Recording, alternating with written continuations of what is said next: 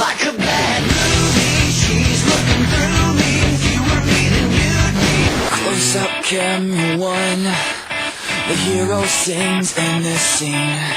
The boy that gets the girl gets to go home where they get married. Hello everyone, I'm Tom and welcome to another episode of Movies in My Basement. This show is going to be a little different than the first few that I've broadcast. This one is going to be the one talking about the movies released on Christmas Day. There was a whole bunch of them, and so for this episode I'm going to read off the plot, say a few words, and then show one of the TV spots for each of the shows. And I guess I'll just kick it off.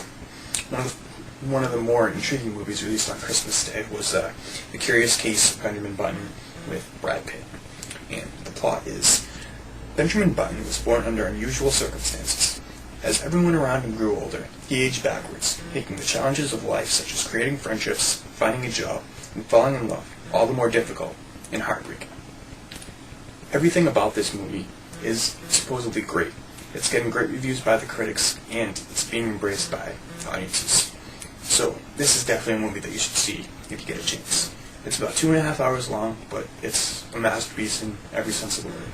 It's an adaptation of a F. Scott Fitzgerald novel, of a story, and so the writing is good, the acting is good, Brad Pitt is great, visually it's supposed to be groundbreaking. So if you get a chance, this is definitely a movie you should you should spend your $10 on. My body is a cage that keeps me from dancing with the one I love, but my mind holds the key. My body is a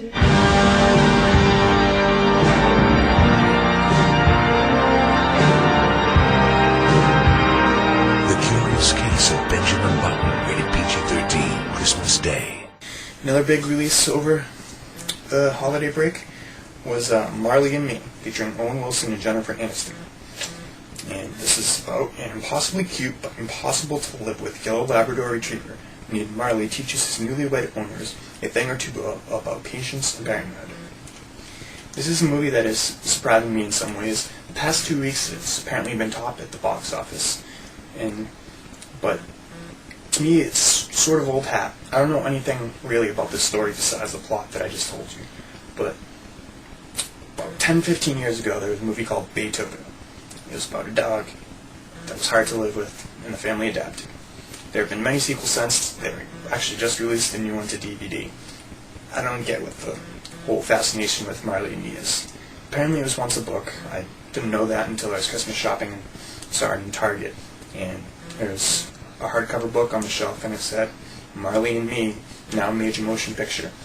But apparently it has appeal to a pretty big audience if it's topping the box office, so take this one as you will. The moment they brought him home, Hello, puppy. Marley Marley, no. Marley! You can't go through a screen door. was out of control and impossible Marley, to deal with. Even an unruly dog wants to learn. But for the Grogan family, And this guy here is not like other dogs. they wouldn't have Marley any other way. he's making a break for it. I need a little help here. Pull over. All right. Marley and Me.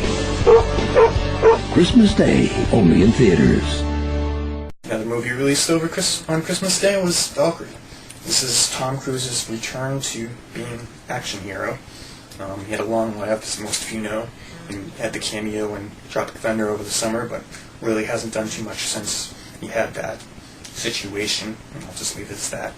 But the plot of his new movie, Valkyrie, is near the end of World War II, Klaus von Stauffenberg leads a group of fellow German army colonels in an attempt to assassinate Adolf Hitler. The event would later be called the July 20th Plot of 1944. To me, while it looks like it could potentially be a good movie, this is not something I would personally pay to see. But, from what I hear, it had decent success at the box office, and this was mostly related to advertising towards a target audience, which succeeded for the makers of the movie. So, maybe there's something more to it than a plot that we know the answer to. we obviously know Adolf Hitler did not get assassinated, so I don't really see, like, I have trouble embracing movies where you know what's going to happen. Maybe Cruise can pull it off and make a nice return to the big screen, but I don't know.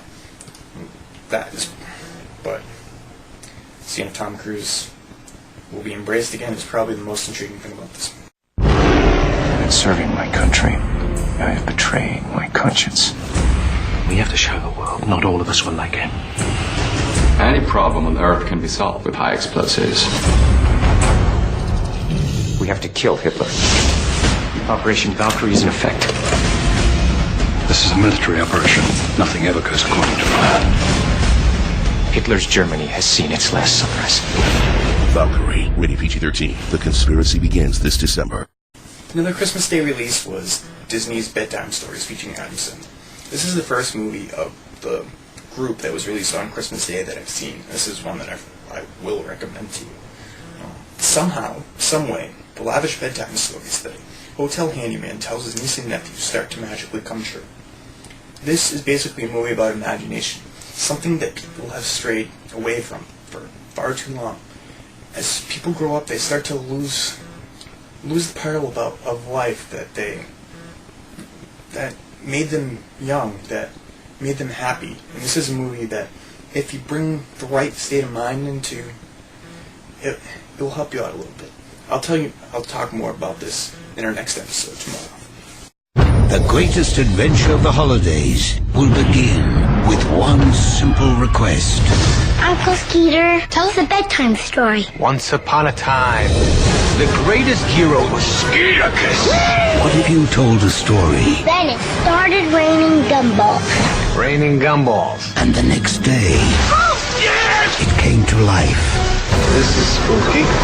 From Walt Disney Pictures. Every time I tell your kids a bedtime story, it comes true.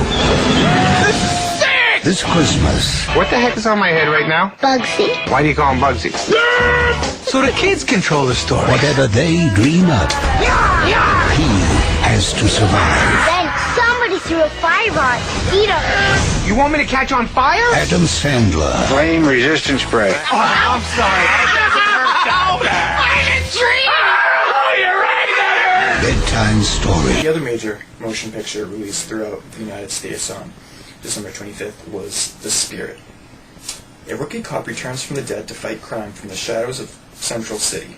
His main opposition is a former lab technician who has reinvented himself as the Octopus, an elusive criminal mastermind who knows the secrets behind his nemesis. Everything I've heard about this movie has been that it's pretty bad. The only positives are that visually it's stimulating. Aside from that, the writing is horrible. I've heard this from quite a few sources, and it's really not something you should waste your money on seeing at the box office. But I've heard that the writing is so horrible that it's to the point that it's laughably funny. So, if you just want to go and get a laugh, maybe this is something you should see, as there really aren't that many comedy movies that are out at this time. But who am I to tell you to go see this or not? Yeah.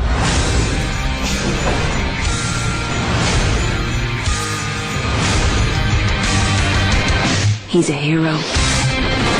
He's a menace.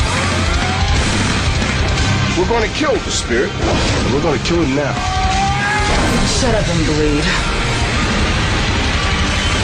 The Spirit. He's something the world needs. I'm on my way.